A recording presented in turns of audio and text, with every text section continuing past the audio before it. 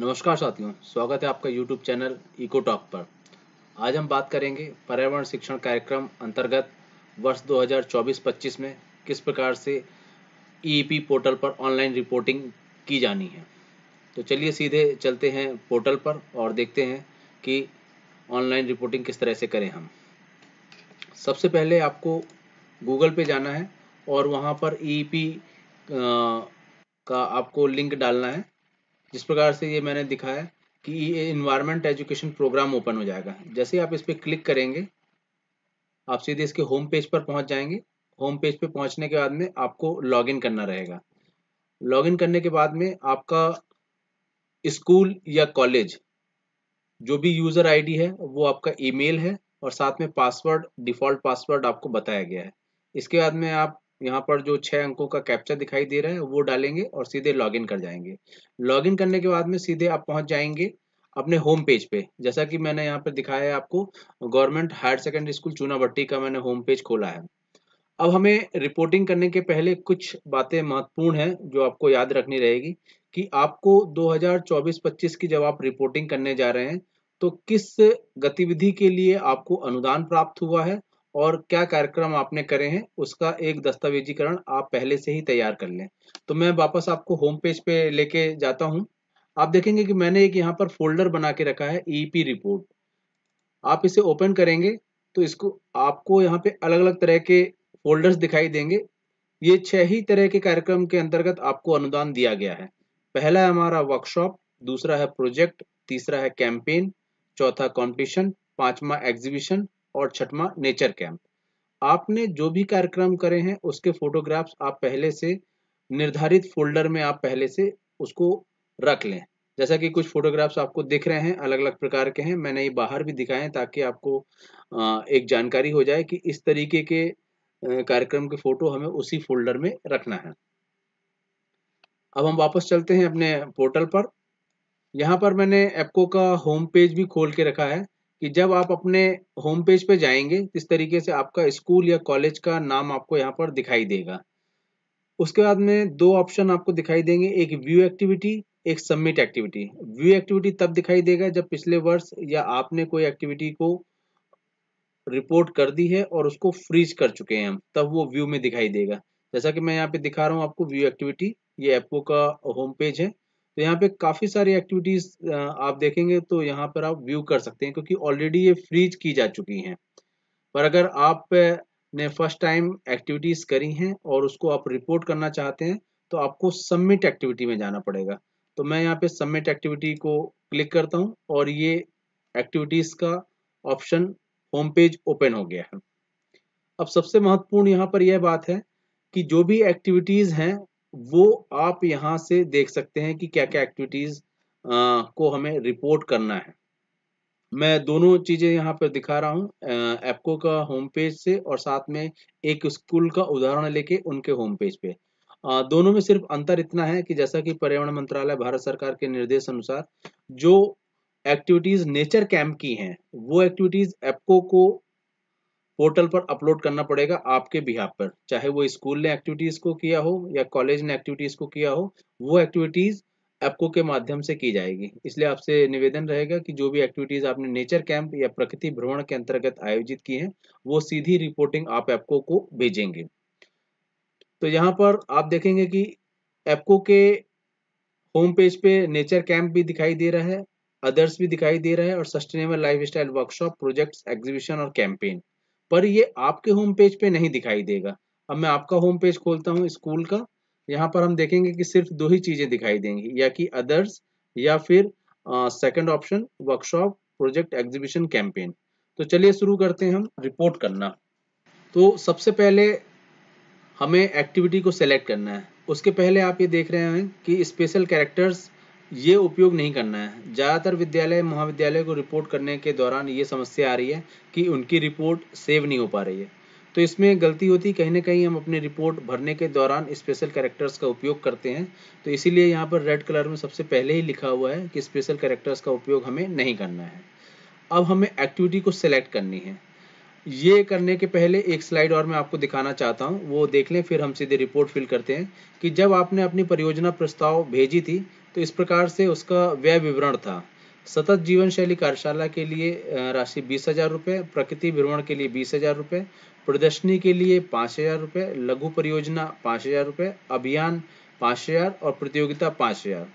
इसमें 1.3 और 1.4 में ऑप्शन था कि प्रदर्शनी या लघु परियोजना में से किसी एक को आप कर सकते हैं, इसी प्रकार से अभियान या प्रतियोगिता में से भी किसी एक को आप कर सकते हैं। पर अगर आपने सभी एक्टिविटीज़ करी हैं तो इसकी रिपोर्टिंग भी आप अलग अलग ही करेंगे।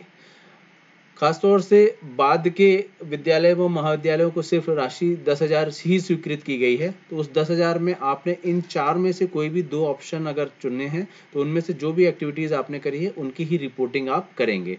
नेचर कैंप या प्रकृति भ्रमण या फिर कार्यशाला की रिपोर्टिंग आपको करने की आवश्यकता नहीं है।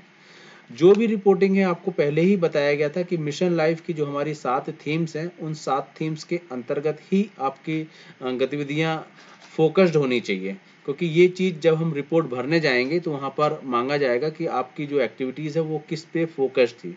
तो वो किसी एक थीम पे भी हो सकती है या अन्य थीम पर भी हो सकती है।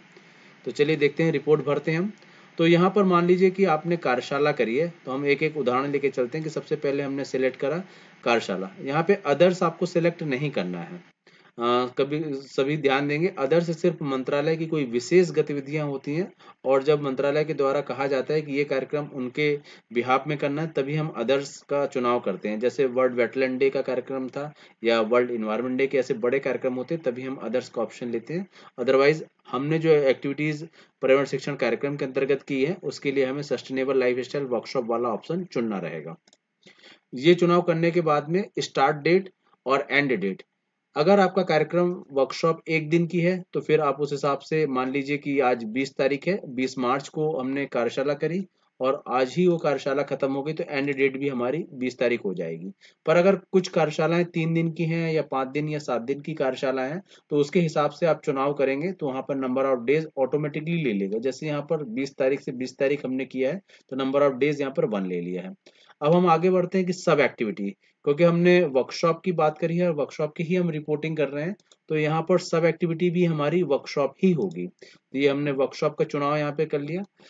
किस प्रकार की गतिविधि रही, वो एक्शन रहा, अवेयरनेस रहा या दोनों, इसमें थोड़ा सा आपको चुनाव करना रहेगा कि अगर हमने अपनी कार्यशाला में दोना पत्तल की कार्यशाला है तो बच्चों को बनाना भी सिखाया है और उसके बारे में बच्चों को जागरूक भी किया है, तो इस लिहाज से ये कार्यशाला दोनों प्रकार की हो सकती है, एक्शन एवं अवेयरनेस। अब हम आगे बढ़ते हैं। देखिए डिस्ट्रिक्ट का चुनाव ऑटोमेटिकली कर लिया क्योंकि जो विद्यालय है वो भोपाल का है, इसलिए विद्यालय का चुनाव यहाँ पर ऑटोमेटिकली कर लिया। पर जब आपके केस में होगा तो आपको चुनाव करना रहेगा, या अगर आपने रिपोर्टिंग है और आपका जिला वहां पर दिखाई दे रहा है तो वो बेहतर है। वेन्यू ऑफ एक्टिविटी, स्वाभाविक है कि जो कार्यक्रम है वो आपके महाविद्यालय या विद्यालय में ही किया गया होगा तो उसका आप वेन्यू वहां पर डाल दें। मान लीजिए कि हमने ये कार्यक्रम स्कूल में किया है तो हमें यहाँ पर स्कूल का नाम डाल दे रहे हैं। इसके बाद में फिर हमें डिस्क्रिप्शन डालना पड़ेगा कि उस कार्यशाला में हमने क्या किया। तो ये डिस्क्रिप्शन आप पहले से ही वर्ड फाइल में बना कर रखेंगे और वहां से कॉपी करके इसको पेस्ट कर देंगे। तो हमने यहाँ पर मान लीजिए कि सिंगल यूज प्लास्टिक के विरोध में ये कार्यशाला का आयोजन किया था, to reduce single use plastic. ठीक है, मैं बहुत शॉर्ट भर के दिखाई दे रहा हूँ, अभी यहाँ पे कर रहा हूँ, आपकी पूरी पहले से तैयारी होनी चाहिए।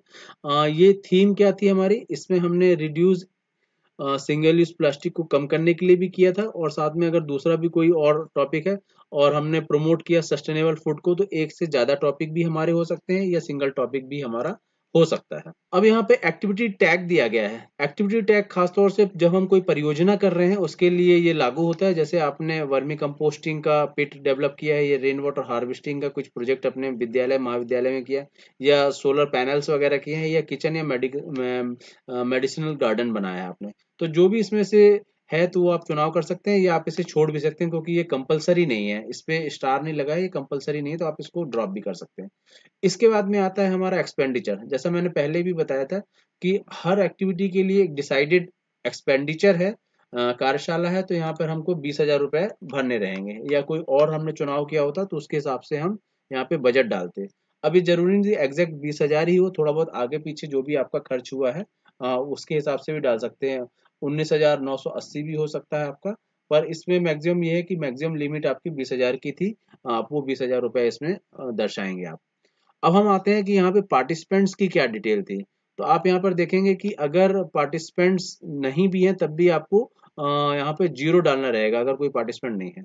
अब यहाँ हम समझ लेते हैं कि कार्यशाला में अगर स्कूल के लिए की गई है तो स्वाभाविक है वहाँ पे बच्चे हो सकते हैं, बच्चों फीमेल भी हो सकते हैं, मेल भी हो सकते हैं।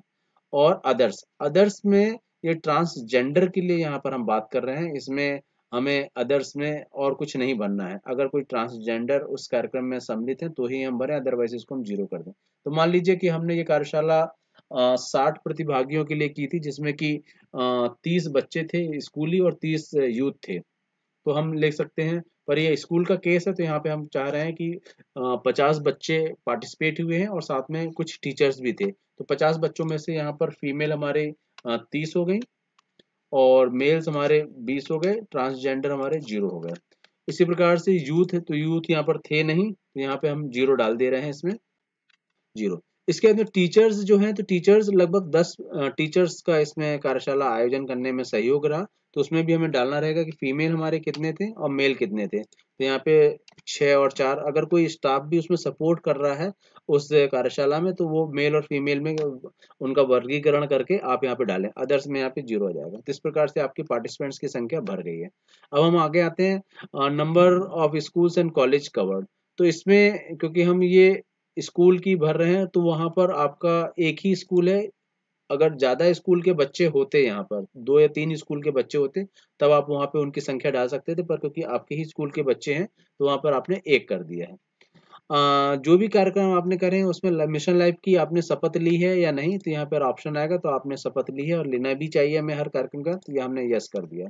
अब बात आती है जियो टैग फोटो का। तो फोटो जियो टैग है तो बहुत बढ़िया, अगर जियो टैग फोटो नहीं भी है तो भी फोटो उस कार्यक्रम के आपको यहाँ पे चुनाव करना रहेगा। तो जैसे मैंने पहले बताया था कि आप एक फोल्डर बना के रखें और वहाँ फोल्डर में ही सारे फोटो रहेंगे। अब मैं यहाँ पे चूज फाइल करता हूँ और चूज फाइल करने के बाद में यहाँ पे डेस्कटॉप पे ईपी रिपोर्ट्स के अंतर्गत हमारी फोटो है, क्योंकि ये वर्कशॉप है तो मैंने ये वर्कशॉप वाला फोटो यहाँ पर पिक कर लिया है। इसी प्रकार से यहाँ पर उसका कैप्शन देना पड़ेगा कि किस कैप्शन के अंतर्गत है वो, तो मैंने यहाँ पे वर्कशॉप डाल दिया है। पर आप एक से ज्यादा फोटो भी यहाँ चुनाव कर सकते हैं, लगभग 5 फोटो आप यहाँ चुनाव कर सकते हैं। तो आप यहाँ पे ऐड मोर पर जाएंगे, ऐड मोर पर जाने के बाद में यहाँ पर चूज फाइल करेंगे। जैसे हम एक और फोटो इसी कार्यक्रम की अगर प्रेस विज्ञप्ति भी है तो हमने इसको भी डाल दिया है।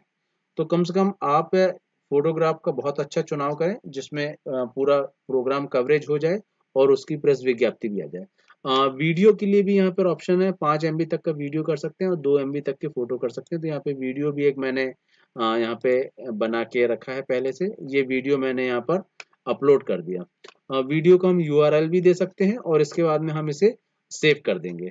तो चलिए हम इसको एक बार सेव करने के पहले ऊपर से हम इसको पूरा रिव्यू कर लें कि सारी चीज़ें हमने व्यवस्थित भरी है, कोई भी कॉलम हमारा छूटा तो नहीं है। और उसके बाद में स्क्रॉल करके हम देख लेते हैं, हमें लग रहा है कि रिपोर्ट बिल्कुल सही है तो हम इसको सेव कर देते हैं। चलिए, तो वो मैं बाद में देख के हम उसको अप्रूव्ड कर देंगे। पर इस तरीके से ही आपको पूरी रिपोर्ट भरना रहेगा। तो मुझे लगता है कि इस वीडियो के माध्यम से आप समझ पाएंगे कि किस प्रकार से हमें ईपी पोर्टल पर अपनी एक्टिविटी को अपलोड करना है। अगर फिर भी किसी को कोई समस्या आती है तो आप मुझे व्हाट्सएप कर सकते हैं, कॉल कर सकते हैं ऑफिस के दौरान। मैं निश्चित ही आपको सहयोग प्रदान करूंगा इसमें।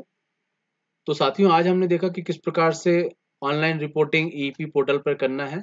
सभी से आग्रह है कि जिन विद्यालय एवं महाविद्यालयों को पर्यावरण शिक्षण कार्यक्रम 2024-25 के अंतर्गत आपको अनुदान दिया गया है, आप उन कार्यक्रमों को शीघ्र कर लें और अपनी रिपोर्टिंग 31 मार्च 2025 के पूर्व कर लें, ताकि हम उसे अप्रूव्ड कर दें और वो मंत्रालय के द्वारा भी व्यू किया जाए। यहाँ पर एक महत्वपूर्ण इंस्ट्रक्शन ये है कि कोई भी विद्यालय या महाविद्यालय अपनी एक्टिविटी को फ्रीज नहीं करेगा। फ्रीज करने के उपरांत फिर उसमें कोई एडिट या सब्ट्रैक्शन नहीं किया जा सकता है, इसलिए एक्टिविटी को जो फ्रीज है वो एप्को के द्वारा किया जाएगा। अगर उसमें कहीं पर कोई सजेशन है या कोई करेक्शन है तो वो हम कर सकते हैं, पर एक बार एक्टिविटी को आपने फ्रीज कर दिया तो फिर कोई करेक्शन हम उसमें नहीं कर सकते हैं। तो इस लिहाज से आप सभी से रिक्वेस्ट है मेरा कि आप सभी लोग एक्टिविटीज को करने के उपरांत अपने पोर्टल पर जाके उसे सबमिट जरूर करें। आप सबका बहुत बहुत धन्यवाद आज का वीडियो देखने के लिए, और आगे ही पर्यावरण शिक्षण कार्यक्रम से संबंधित अन्य वीडियो से जुड़े रहने के लिए आप चैनल को सब्सक्राइब भी कर सकते हैं। धन्यवाद।